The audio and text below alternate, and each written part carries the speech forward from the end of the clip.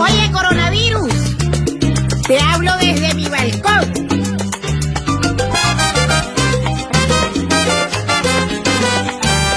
Se regó el coronavirus desde Huanchina, pero a Italia y España les pasó lo mismo.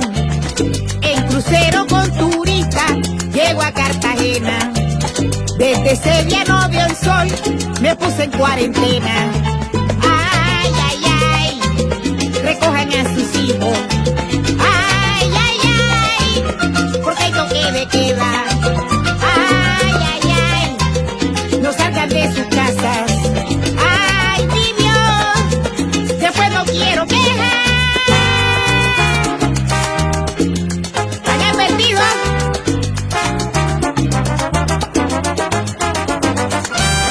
Los pelados, como siempre, quieren hacerme huelga, porque no les doy permiso ni los visita nadie.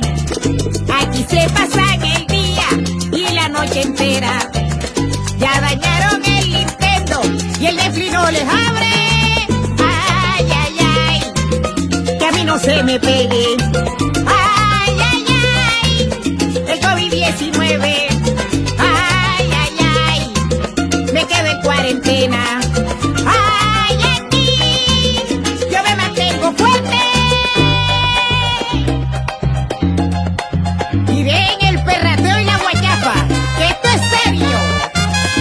¡Ay! Ay, sola no estoy, que no me espere la muerte. Ay, sola no estoy, pronto cambiará mi suerte. Ya no sientas soledad, ni creas